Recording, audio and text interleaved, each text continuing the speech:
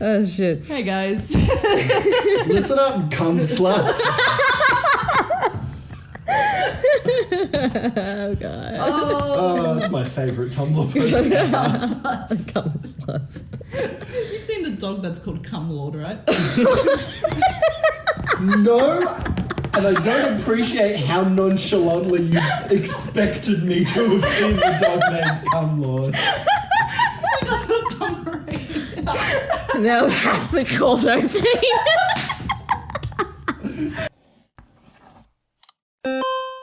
Hey, dudes. Welcome back to the Hangout. My name is Cassie. I'm Zach. And today we're actually joined by two of our lovely pals, Mandy and Michael. It's your first time on the Hangout, guys, so you guys Yes. want to introduce yourselves before we get started? Yep, my name is Mandy. I'm a total fantasy geek and an aspiring writer. I'm Michael. I'm an aspiring game developer. Pretty much do my own thing. Cool. Nice and short and sweet. Awesome.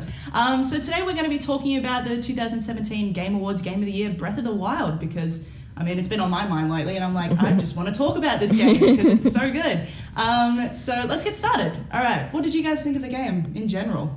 Give us your thoughts. Yeah, absolutely beautiful addition of the Zelda franchise. My first introduction to the Zelda franchise was, of course, Link to the Past in the 1990s when I was a little tyke. Me and my sister used to play it, although my sister used to play it more and I would just watch with my eyes wide open and beg her to go to Kakariko Village over and over and over, even when there was nothing to do there. I'll finish my assessment by just saying that for me personally, getting into Breath of the Wild was like the difference between reading a fairy tale and reading an epic fantasy novel. Yeah. Yeah. That's a good analogy. Yeah. Absolutely. I think I have pretty much the very similar kind of thought, because I was more sort of like the Nintendo 64 Zelda. Ocarina of Time. Ocarina of Time, like when Zelda really started to move into like the 3D element rather than going from like 2D platforms. That was an exciting time. Absolutely. So seeing the progress between like Ocarina of Time to Breath of the Wild, it was very emotional for me, I think. Yeah. But yeah, I bloody love this game so much. Like it's been the game that I'm just consistently playing because there's just so much. It's a real, excuse the pun, breath of fresh air for Zelda. And kind of long overdue. Zelda's been kind of formulaic since about, like, it's been something Ocarina that people of Time, have been especially talking about since like 2006 at least. Yeah. So Breath of the Wild is a really like nice change to that formula, and I think it's great to have something so different. And I think if I were to sum up how I felt about it, it would be that it is fantastic that they've done it, but I would hope that it's not going to fall into the same trap and become the same formula. The one thing that really sort of stands out to a lot of people, and I think stood out to all of us when we sort of started hearing about this game, was the fact that they very much pushed it was going to be a very open world game, which is something that we've never really seen in a Zelda game before. And it's not really something that we see a lot. Like, we do see it in modern games, but we don't see it, in my opinion, very well done. And that's one of the things that I love about the game the most. And I think is the number one thing that stands out to me is just the fact that there's just so much in terms of environmental storytelling in the game. Yeah. I also think just comparing it to Skyrim, because they obviously took a lot of ideas from Skyrim for the open world aspect and the cooking and all that sort of thing. Skyrim is a great game. It was like one of my most favourite games in the world when it came out. But when you look at what they've done now with Breath of the Wild, it feels like a more polished version of that game. I think the big difference I've noticed between games like Skyrim and Horizon Zero Dawn versus Breath of the Wild is that Breath of the Wild strikes a little bit closer to the center of the balance between a realistic environment and a constructed environment that has elements that guide you through, that lead you to different places, that make sure that you're not just running over the top of a mountain that's there because mountains are in places, but that when you're crossing that mountain, there'll be things that lead you, if you go down this obvious like path or this gap between the rocks, it'll lead you to something new and interesting. I think they've rode They ride the balance very effectively Yeah. between those two things. And I think it's really noticeable, especially at the start when you get off the Great Plateau and you, like almost everyone I know that's played the game was immediately drawn down the river towards Dueling Peaks. Yes, Yeah. yeah, it's Like, It's the intuitive. placement of features that catch the eye, then you're immediately Yeah. drawn to want to go see what's over there. Yeah. But it never feels like, oh, this is a video game playroom. It still yeah. feels like a believable space. You don't feel like you're being led around by the nose, that the game's not telling you to go here and here and here so much. Even It's- though it needs to do It that does, because yeah. otherwise you can't. Well, There's no you real can. direction, If but you yeah. want to, you could try and finish the game right away. as You soon as do, you leave. can. You can. Some people have. But obviously, the game does make efforts to push you to avoid doing that. Whether it's the obvious, you go in, you try to do it, and you die instantly approach of learning, or the more subtle, I'm pretty sure I'm not going to survive that many hits from something with spider legs and laser beams. I wish I had that inside voice, but then I was like, oh, this looks really scary and cool. Let's just go up and see what happens. And then you just died instantly from a laser beam. Yep. And you're just like, well, that's Yeah. one very interesting thing that I like about Oh, the game. is yeah, that yeah, yeah. They don't, it's not a game where in terms of like difficulty, things get exponentially harder because they don't drive you to a certain point. Like the environment kind of grows and adapts to your skill level. And like the fact that you just wake up 100 years, you've only got from 100 years sleep, you've only got 3 hearts and they chuck a guardian straight there. It just shows you that, like, that's pretty much to me the hint that the game gave me was like, you can expect pretty much anything from this game. Yeah. That's the kind of game it's going to be, and I'm going to die, 20 times from trying to avoid these things, and that's just how it is. That's how you learn in the game. You die a lot. That little maze where they set up the guardians and you have to get to the shrine Yes. through the stationary guardians, I think is a really effective way that they've set up. Like, there is real danger that You like, can't there, just there are real power threats, through. Yeah. but dying's not a big deal. No, it's because not, you're no. almost certainly going to get killed on the way through there the first time just because you're not prepared for what the guardians do. Yeah. Um, I don't think But- I've seen anyone who hasn't died in the first 5 minutes of playing Breath of the Wild. Yeah. But it just drops you back in. That's it, It's yeah. never like, oh, it's not like the past don't lose Zeldas where you things. go all the way Yeah. back to the last door you Yeah, went you lose through. progress, or in other games you might lose items or money or things like that for dying, but it's none of that here. Yeah, I think that's a good point. The game rewards you for being very exploratory. Yes. In the fact Yeah. that, like, if it's saying, all right, try this. If you die, we're not going to make you lose a whole bunch of things. You tried it, and you're going to try it a different way. Like, that's the thing about the game, is that there's just so many ways you can go about doing it. And I think that's going to be really good for replay value. When, you're playing this game, like, after you've defeated it, and then you play it again for the first time when you just delete all of your data. There's a different way which you can approach things, and it's never going to get, well, I mean, it might get draining after a while, but it's never going to be a boring first time playing it. My take on it is the mechanics. It's a testament to how solid the mechanics are in the game, that the design of it can be such that it relies on you having this complex chain of events that leads you to the goal that you're actually after. Yeah. For instance, all those shrine rooms, the physics puzzles in there are, well, pretty bounded, they're fenced in, as it were. You have very little probability of getting it so wrong that you can't solve the puzzle entirely. There's only a handful of them where you can lose things to chasms, for instance. Yeah, I've had that happen a few times, yeah. But other than that, it's pretty well done It in is, that yeah. the game developers trust the player to be able to navigate these puzzles, which are almost entirely freeform aside from the solution they're given, and still solve it. And you don't actually have to solve them in any particular way. You can always find new solutions as long as you fit the criteria for the goals. And Yeah. shrines are a great example as well because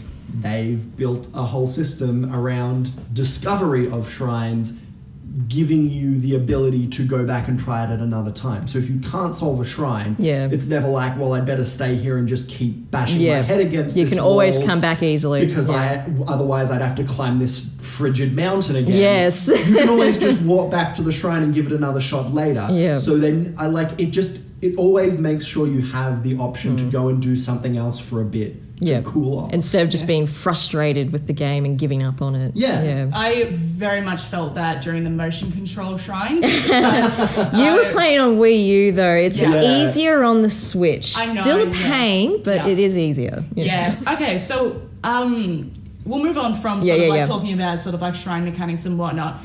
Just giving like final thoughts on like the whole very open world-esque. Like I know like a lot of people talk about it, and what I mentioned before is that the world felt so alive. It's the fact that you can go to certain areas, and like we were talking about this with the Great Plateau, is that you can look around and you can see everything that you can explore. Like there is one, like you'll see like a mountain in the distance and be like, oh, that's really cool, but that's not just background like a lot of other previous you Zelda can go games there. have been. Yeah, you can be like, oh, that's actually a place where I can go to. And the environments are so well done in the fact that every single area is different. Like I'm trying to remember the name of my favorite area. It's where the Akela Tech Lab is. It's very autumnal. Yes. The Akala region. Yeah. You're after the lab. Thanks, Zach. You know what I mean, though. Like it's all of the regions feel so different. Like you have that beach region, which I haven't explored properly yet, even though I want to, because it's like, oh, cool. It has some of my favorite stuff in the game. There. Yeah, it does. Absolutely. Yeah, and that's one thing I really, really love about this game as well, is that the environment, it changes depending on where you go. It's not the same thing over and over. Which is great. Which, like, I guess we'll sort of like talk about the visuals of the game now that we're here. I love the visuals in the sense that it feels very much, when I first played it, it felt very watercolory, sort of like, it was it's very like a painting. bright. Yeah, it was. And it felt like a lot of love had been put into the visuals of the game. Even the way that the characters are designed. Like exactly. You have like someone like Link, who is obviously going to be designed in a very particular way because he is the what's the word I'm trying to look for? I mean, he's the main character of the Zelda. It's franchise. an iconic design. You can't change too much, No, although they did a real good job of making a design that's not very just recognizable and iconic. And not just the hat and the green tunic. Yeah, exactly. Like he's still like, as soon as he saw the face, he was like, that is Link, because we've sort of like Nintendo have started to sort of like formulate. I'm not very good. Formulate. It's the I'm going very Hylian well. features of Link, I think. The Hylians, yep. Exactly. And you can easily tell that, like, even if you weren't a big fan of Zelda before you played Breath of the Wild, like if you've never played a Zelda game before, you would probably know who Link is. Probably. Yeah. Or you'd call him Zelda, but you still know who he is. And like they've kept a lot of elements that are classic to Link in other areas. You've still got the sort of selective, or not selective, but depending on which translation of the game you read, selective mutism sort of thing going on, and he's still got the general like androgynous Hylian elf look. Which Funny I think that you mentioned androgynous. Well, that's a specific design feature. You can look at developer interviews for Ocarina of Time where the developer said, we want people to look at Link and go, is this a girl or a boy? Yeah. That's a specific design element that they gave Link when they brought him into a more detailed 3D environment. And also they gave him a really pointy nose because they didn't want him to be too handsome. But no one wants to appeal to the female gaze. And the thing that I love most about like the detail that they put in this game as well, and to me the game feels like a thank you to the fans, and it feels like a really, really big tribute to the fans. And one thing that I always love is like the mission where you essentially cross-dress and have to get into the Gerudo town. That's great. Is it Gerudo or Gerudo? It's Gerudo. Okay. I've had arguments with a couple of people about that. I'm like, Gerudo. I just look at the Japanese. It's always phonetic. Yes, that's Gerudo. right. Yeah. Good tip for Zelda names. Yeah, and there was a lot of missions and just a lot of things that they put in the game that very much felt like they were kind of like giving like a slight nod to the fans, and like nods to tropes that they had continuously done for so long. Like for the fact that like a lot of people joke that Link kind of looks like a girl, and then they just decide, you know what, let's just blow this completely out of the window and just make a mission where you literally have to dress as a girl. I did also want to note about the graphics, the cell shading. The cell shading is so beautiful, and I'm a bit tickled about that because the technology that has made this possible, they started experimenting with that with Wind Waker. And that Wind Waker was the first one to have that beautiful cel-shaded look. When that came out, so many fans just revolted over it. It was a hugely controversial decision because they were hoping for another Ocarina of Time and Majora's Mask, the graphic thing where it's mostly meant to be depicting a realistic landscape, not this cubed hand little Link with the big eyes. But the cel shading was so beautiful, and I think Nintendo have officially really proven that they were not making any sort of mistake when they made Wind Waker. All those fans who were revolting and saying this is wrong, this is not the Zelda that people want, that they should probably eat a bit of humble pie. They've done a lot of small refinements, I think, between Wind Waker and now that make a big difference. Mainly that they've sort of cribbed the aesthetic from Skyward Sword in terms of character design, where you've got that sort of cross between realistic and cartoony. And then also something that I think is unique to Breath of the Wild is that it's got that very soft, muted color palette. It's not desaturated, but it's sort of almost pastel. And it gives it sort of you can compare, particularly I think you can compare some of the color choices in Breath of the Wild to things like Spirited Away and find a lot of similar soft blues and stuff, greens and pinks. And I think it contributes to the sort of fantasy, dreamlike, legendary feeling of the game in a way that makes it not feel like a gritty fantasy. What we're saying? I got 2 points to make on the cell shading. You have to keep in mind, around the time Wind Waker came out was also around the time where we were bombarded by all those cheap CG looking cartoons, which sort of resemble the same grade of cell shading. But I also have to point out that in Breath of the Wild, the cell shading has been altered a bit. You have the same classical sort of cell shading techniques for the characters, but for the environment, you have a different rendering technique where it actually uses much more texturing. That's why it looks so much more photogenic at a distance. It's not using one-dimensional cell shading as it's known in the industry. Yeah, absolutely. I did notice a couple of resemblances between Wind Waker and Breath of the Wild in terms of color palettes and in terms of environmental design. Obviously Breath of the Wild is a lot more detailed, a lot more rendered, but there was some definite sort of inspirations that I saw. To me, the way I can sum up the visuals of the game is it felt very much like a very colorful Shadow of the Colossus in terms of the way that the environment is built. Shadow of the Colossus has obviously got a lot more of a simpler kind of environment, but the game felt like when I was playing Breath of the Wild, when I was just kind of walking around the areas that didn't have too much significance in terms of story, but just the places where you could go, I was like, this kind of reminds me of playing Shadow of the Colossus. I was not on board with that comment when you started saying it, but now that I'm listening to you and thinking about it, I kind of think I understand what you mean. You get a similar moving around the world gives that similar sense of scale and wonder. It's both of those games are very vast. You look at the world in Shadow of the Colossus and then you look at the world in Breath of the Wild and think, these are very vast kind of areas. One very specific thing that I love about the color of Breath of the Wild, the contrast between the way that Ganon and the way that the area around Calamity Ganon is colored versus the rest of the world. That was a good choice. Because when we looked at Ocarina of Time, when Ganondorf took over, it was the entire world was very dark, very bleak, very purple. There was a lot of blacks happening. The entire world just felt shitty. It was just dreary. But in Breath of the Wild, there was only one specific place where it was just so concentrated, the amount of evil, that he kind of killed almost everything there. But the rest of the world was just so beautiful to look at. You almost kind of forgot that there was... there's this danger. This huge evil just happening in the middle of Hyrule. Which I personally really like about the game, because they obviously went for the case of it. You can follow this storyline, and that's what we want you to do. To complete this game, you need to do this storyline. But they kind of give you room to kind of breathe.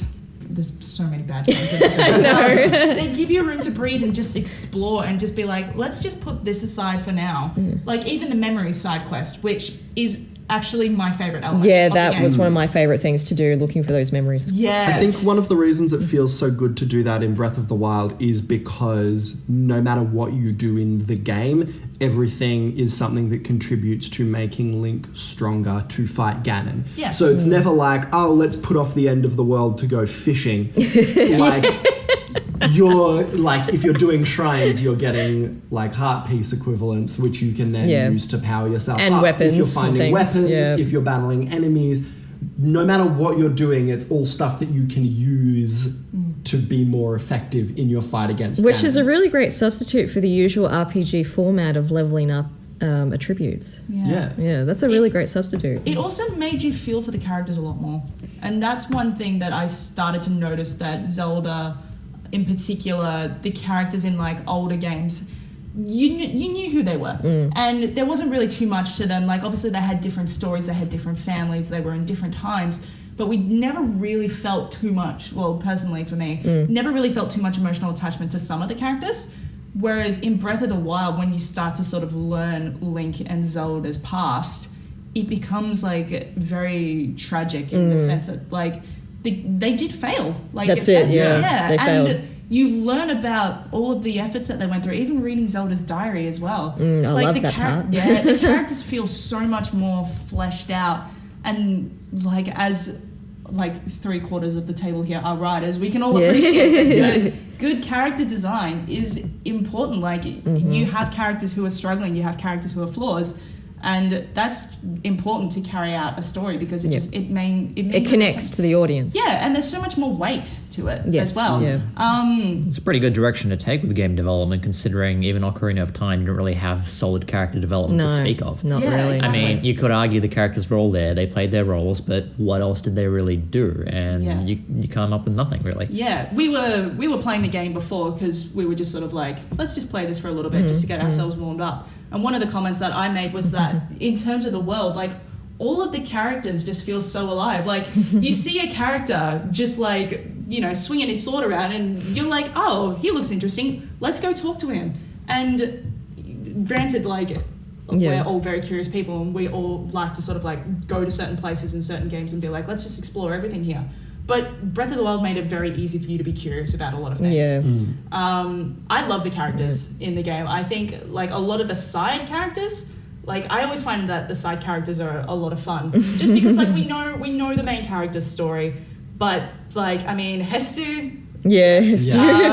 What is with that guy? I don't know. Even Prince Sidon, like everyone is just so in love with him.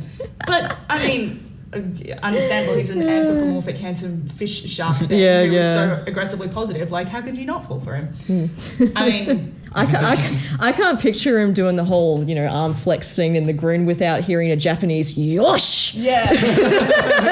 even like the little sound effect, the like the ding, like ding. Yeah, That's great. yeah, and like Really, the only bad thing I can say about the characters in Breath of the Wild is that I wish the game gave you more things to do with them. Because, like, I do care about and like so many of the characters, but only some of them I felt like I got to actually spend enough time with. Yeah. If, like, all of the interesting, like, named characters had, like, something that you could do for them or with them More to sort side of quests. deepen your like your relationship with them, not just like, because they're all really well established with relationships to other people and their relationship to the world around them, but like you can't necessarily get past the point of we worked together to save the world. You can't do something that makes you feel like you've become closer with them because of the things that you've done. It sounds like they could use more side Which quests. is definitely very ambitious, and I think now that they have a framework like Breath of the Wild to work off, we might be able to see more stuff like that in the future. Would be nice. But like,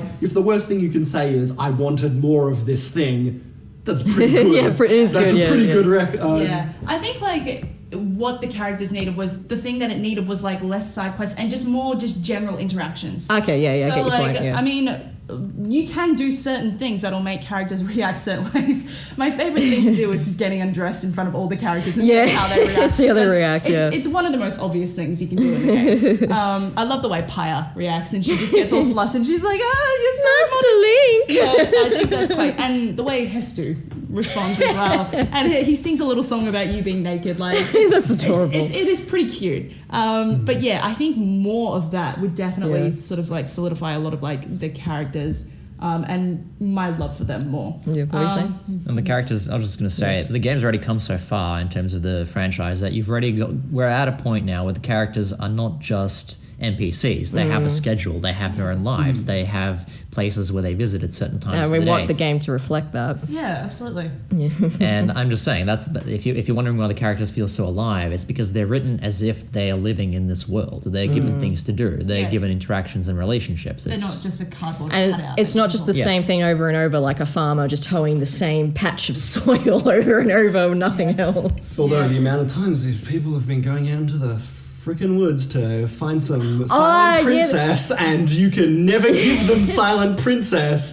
That's right. Because you need it. Little things. Yeah. I think I really like all of the champions as well. Yeah. Like They were great. yeah, like even Rivali, who is the biggest dick. Everyone ever. hates him. Yeah. Like, I like him because you hate him. Like he's such a good character in the sense that like he's just the biggest dick. Well, plus doesn't it add a little bit of depth to Link's story that not everyone liked him? Yeah, and Yeah. Link was not, if you actually really properly look at the story in the game, Link was not a very well-liked character at the very start. Like, even Zelda was like, I don't really know how to feel about this guy.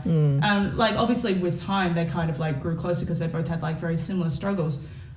Which I liked as well, like a protagonist where not everyone likes the protagonist. Yeah, it's That's required, really, for drama reasons. something that so many, particularly video games, really fall flat on is that they're very afraid to have in conflict within factions, is how I generally refer to it. Yeah. If you're on the same team, like, and it's a lot of the same with like superhero movies and blockbusters.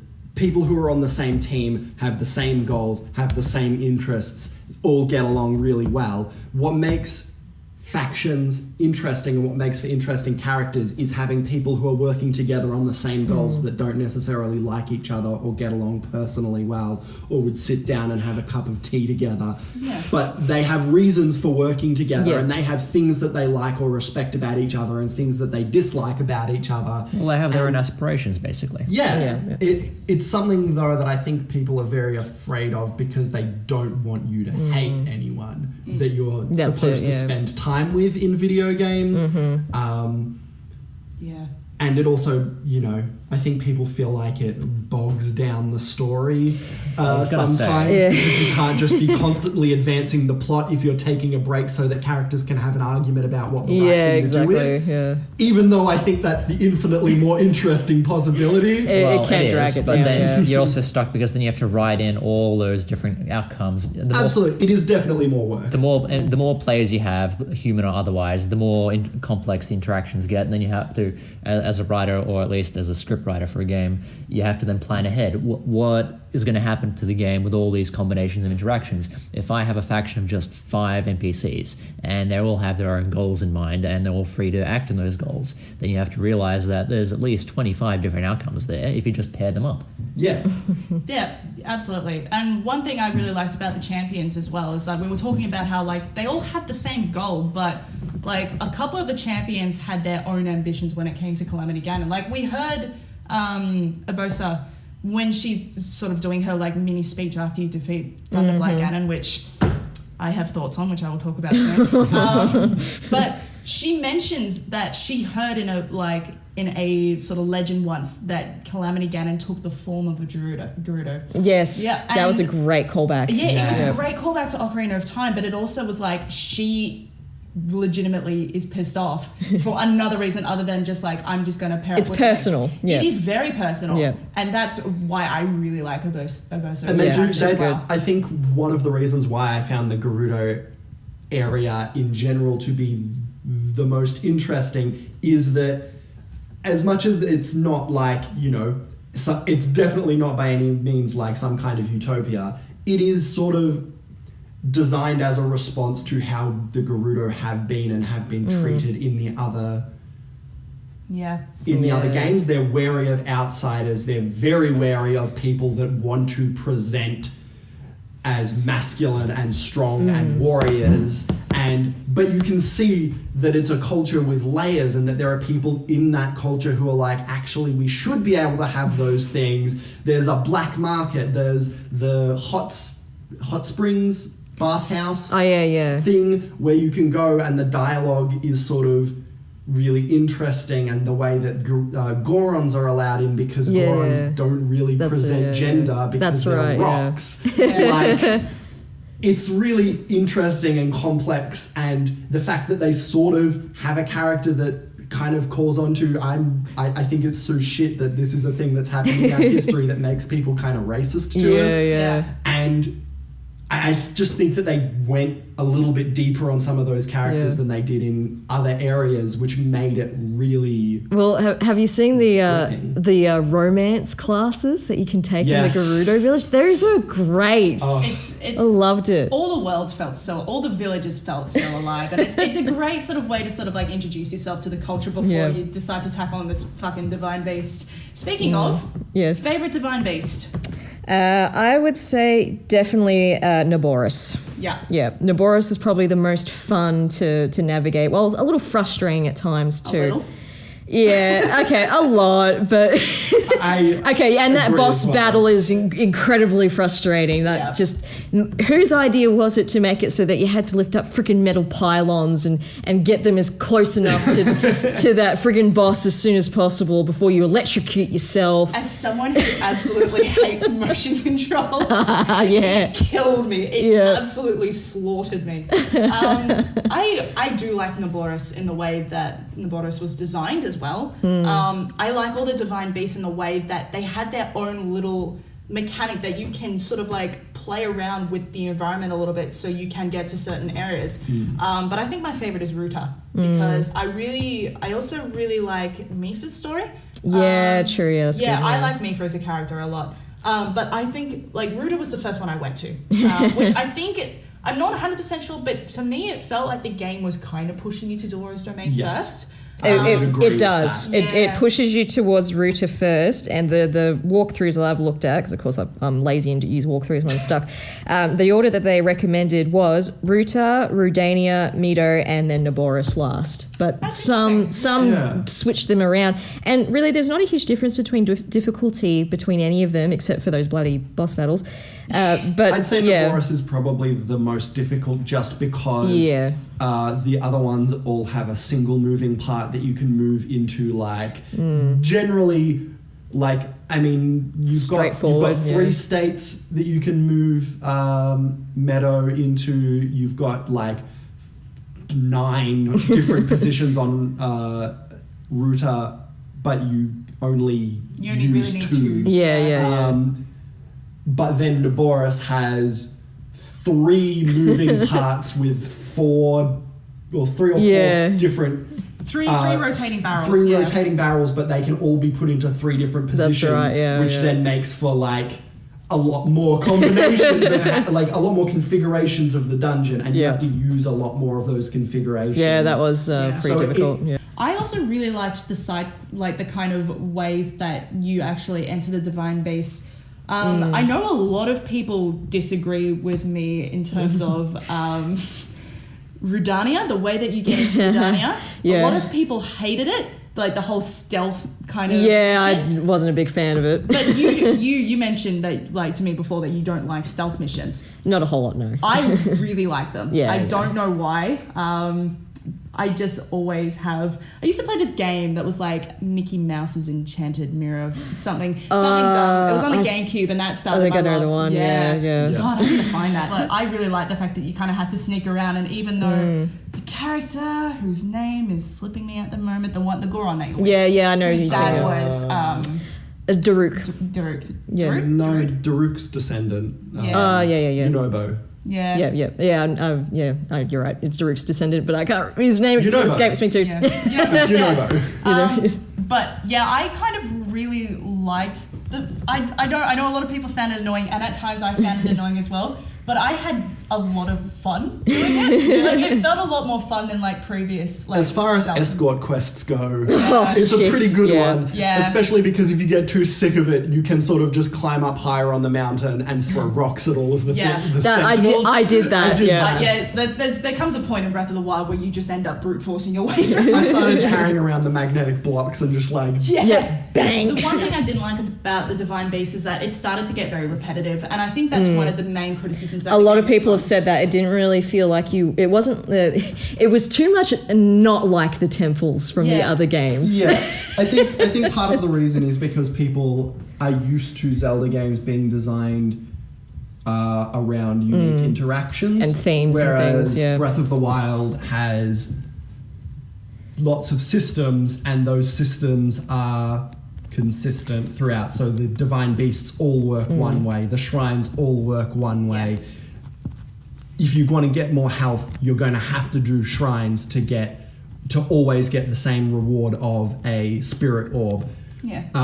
Which I don't necessarily think is a bad thing. It just gets very repetitive, especially in the volume that they use. I don't think it's a bad thing either. I think it would have been nice to have a couple more things that felt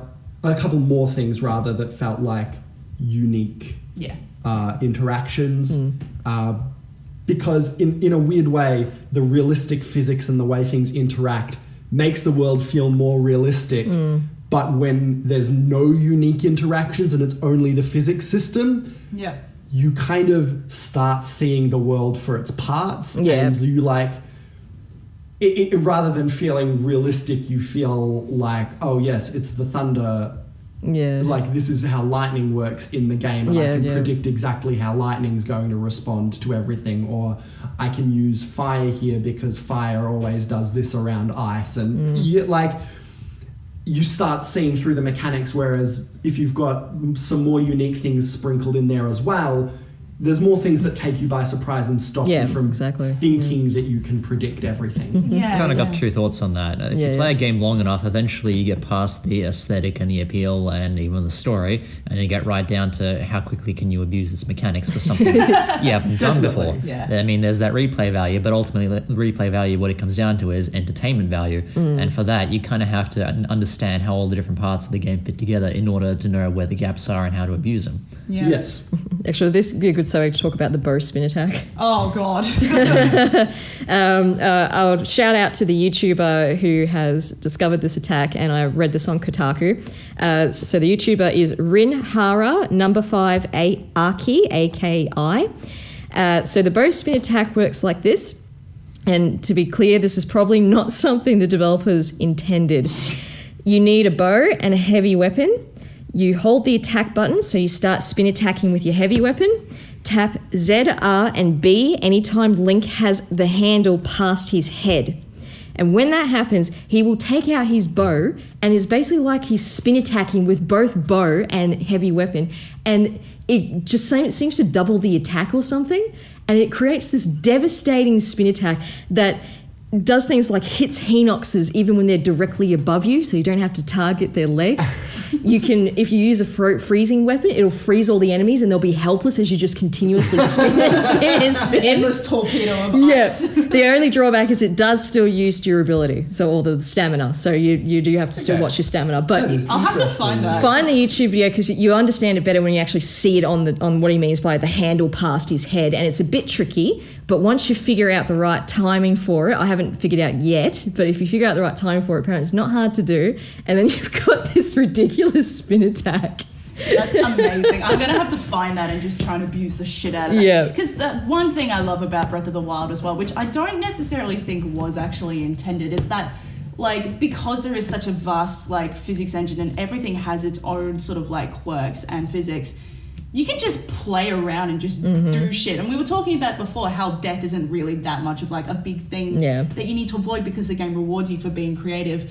I don't think they necessarily anticipated just how creative people can get with certain things in the game.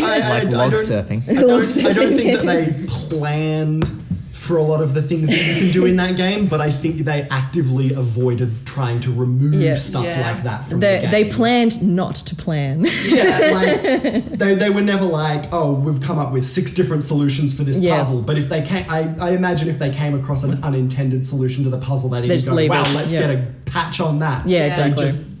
The game says yes to a lot of things, and I think that's what, I'm pretty sure it's Matt Pat said it, is that the game, like previous Zeldas had been very formulaic. You have to do certain things at certain points, but Breath of the Wild is just like, let's just throw all of those out the window. Let's just say yes to a lot of things and just let people just enjoy themselves in the game as they want to. Yeah, and but I think in another respect, it's kind of keeping in tradition with Zelda games. I mean, we can talk about the bottle or the butterfly net and all the various things that could be used for unintended reasons. If you've ever played the N64 version, particularly emulated, this is much easier to do. If you've ever done the exploit where you get nothing but bottles. So if you remember on the, not to sidetrack too far, but on the N64 in the lower right on the item menu, after you've gotten all the key items, it's a useless item slot. So what some people did is they would switch it out when catching a fish at the right instant with C buttons, and it would place the new item, a bottle with a fish, into that slot instead. Oh. So I lost the game file, but I had a screenshot saved with the inventory with nothing but fish. That's amazing. Yeah. Fight Ganon with fish and bottles. Poof. That would be great. My point is, it's long-standing tradition to not only break Zelda games, but for them to leave open the possibilities to do so. Yeah, Sure is. Yeah, there was a lot of game breaky stuff in Breath. Like there was a lot of times in Breath of the Wild where I was like, this doesn't feel right. Like I'm going to do it anyway. I think they do also like the idea that no matter what you're doing, like if you think it's fun to try and get on top of the thing that you're not supposed to go on top of, they want you to feel like you've gotten a reward for doing that. Yeah. Well, which I think is kind of also works in Breath of the Wild. They don't want to block off too many solutions, because if you've come up with something interesting that by real world logic could work, they don't want you to be shut down too much by the game. Just climb over everything, regardless of the landscape, and the roads clearly set out to your destination. The determination to climb over every mountain. Yeah. So they just said, let's let everyone climb up the mountain. Let's just put a nice little Korok up the top for them. I always talk about this with the Korok seeds, is that On the underside of part on the cliffs. It's impossible for me to, when you find a Korok underneath a rock and you pick it up, it is impossible for me not to drop the rock on the Korok. I know it's mean, and I don't. It is definitely. They're just like. Well, they don't hold it against you or anything. I don't really care too much in the grand scheme of things, but I like. Okay, number one favorite aspect about Breath of the Wild is just the amount of attention that they put to details and just all the little things. Like Nintendo have been, they're famous for doing like tiny little, like polishing, like Nintendo polish. Like there is that term for a reason.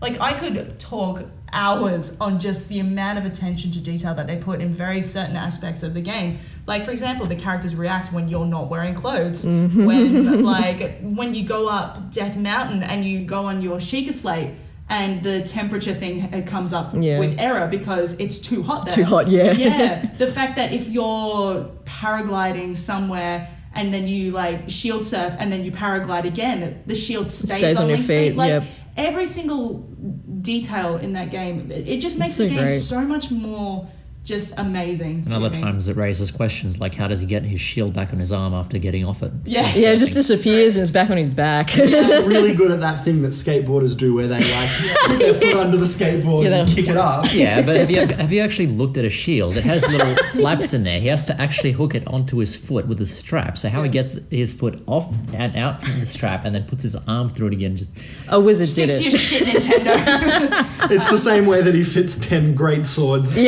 his that's true. back pocket. Oh, but not another one. Only 10 until you can upgrade from this weird green monster. I mean, I guess that's what it is. You literally, like, by the logic of the game, Link must have some kind of, like, forest fairy magic bag that all of his stuff's in. It's the bag of hammer space, obviously. Well, it'd be the Megaton hammer space. Megaton hammer. One thing. That's the new pitch for a dungeon in the next Zelda game. Megaton hammer space.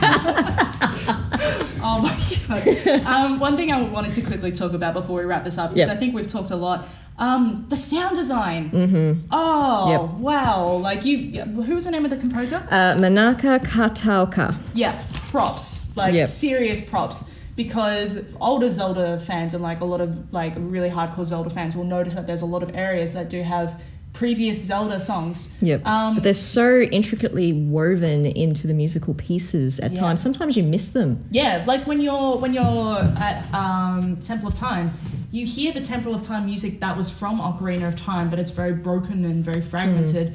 Which does reflect the way that like this game, the environment has been portrayed. Like this game, this environment, this world is very broken, and the music does help to convey that. But it also gives a really nice ambience to the game as well. Actually, there's a piece of music particularly that was very beautiful. I don't know if you guys have found this quest. There's a quest to collect little Rutos, these little girl Rutos who are singing. They're having a singing practice. Oh, yeah. You collect them, and then their father, who's the dude, I forget his name now, but is the dude with the accordion at the stables who points out shrines to you. Cass. Yeah, Cass, that's his, I keep forgetting his name.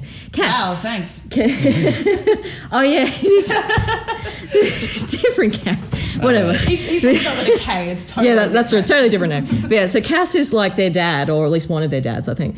When you collect them all, Cass appears in the village and he plays a piece while they sing. As he's playing, he sings a song that he says his father, who was a court musician for Hyrule, and he sings a beautiful song that also reveals that Zelda fell in love with Link. But as he's singing that part, he starts playing the theme, the Hyrule theme, and it brings a tear to your eye. Yeah. It is a beautiful tribute to the story in the game and the characters themselves. They do very well with tributes. Well, that's the point, isn't it? They're world building somewhere which is, we've been over this before. Yeah. Canonically, it's supposed to be set somewhere in the distant future where... Maybe, that's the theory. Maybe. Yeah. Well, I mean, for all arguments, let's just assume that's the case for a moment. It then makes sense that they would have musical cues from the previous games, but then refine it to something both new and broken. Because then it gives you the idea that, yes, this is Hyrule, or at least it looks like it used to be Hyrule, and it's been there for a very, very long time, and it's not the Hyrule you recognize anymore. It's you can't even tell what time it's in. Even songs like Dragon Roost Island, which is just straight up, it's the same, like, it's not just parts of the melody. The Rito Village song is the Dragon Roost Island song. That's one of my favorite things in the game. But it's just a little bit slower and a little bit more wistful. I really like the music in the Divine Beasts as well. Like how when you activate more terminals, the music like builds in layers. It does, that's which good. I like as well. Very nice. A lot of games are doing that, using layered musical cues for events and particularly stages in a level. It makes you feel like you're making progress. Like it's not just like, and it makes the temples like not get boring after a while, because I can imagine like a people with very short attention spans, me, get like very bored of like how much longer have I got to go through this before I get to the end? I used to think that with Ocarina of Time. Sometimes just, oh God, how much longer do I have to do this? I've already been through this part like 3 times. Exactly. And I think they did that purposely to make you feel like you're like, okay, I'm making progress. Like this is just another step. Well, it seems like part of the broader plan to make everything in the environment, everything you can see and listen to, reflect what's going on. So when there's not a lot going on, the music's very calm, very mellow, very subtle. They did a fantastic job of that in the game. Is that the way that the environment, the sound, the visuals, the story all tie into each other, I think makes this one of the best games. But especially the music, because music is a powerful psychological tool, and it really feels like they've used it to great effectiveness in this game. And it does, in a way that not a lot of other games do, really marry a lot of different ideas that don't normally come together in video games, because you often have some Japanese game developers, some of the larger ones are quite insular and look to Japan and other Japanese games for inspiration. Whereas this is also Nintendo does this. But for like the first time, really, they specifically drew inspiration from lots of big popular Western games, which they've specifically cited Skyrim, Yes, The Witcher yeah. 3, and Minecraft as games that they used as reference material for Breath of the I Wild. totally understand And Yeah. that. it's sort of, Yep. you can tell they were like, Explains the square balls. we've been living inside our own little bubble with Zelda for a while. Yeah. What ideas have other people come up with that will be good for that? And then what can we add Yeah. to those ideas? And so it's really, it stands out in the landscape at the moment, particularly because it's not just doing one thing well. It's taking a lot of things that lots of people are doing and doing them all in a way that is interesting and Yeah. And cohesive. Pretty Yeah. unique. Really good. Yeah. Overall, I think we all really, really love the game. So I think we've talked. I think we've talked enough. We've talked. Yeah. Whoa. Okay, we've talked way too long. Props to you if you sat through that entire thing. But if you guys have any other thoughts of Breath of the Wild, or do you guys want to like start a discussion about Breath of the Wild, we're more than happy to reply to some comments, or you can tweet us at the Hangout AU. I think that's the Twitter. that is the Okay, Twitter. thank you. I keep second guessing myself every single time. I'm like, is that it? But if you guys want to give us a follow there as well, I'm always posting some dumb shit on there, so you can feel free to follow that one. If you guys have any ideas of what you want us to talk about in the future as well, any other games, any games you want us to play, anything like that, let us know as well. I think that's pretty much all I need to say. Yeah. So thank you guys so much for tuning in. Oh, if you survived this long, then well done. Like, seriously, well done. Yeah. And thanks for having us. Yeah, absolutely. It's been a pleasure having you Yeah. guys on. We'll definitely have you guys on later for more games. Yeah, because awesome. You guys have a lot to talk about, and you guys are a lot Oh, smarter yeah. than us in how we Thank you. talk about things. But yeah, so we'll see you guys in the next episode. Bye. Bye.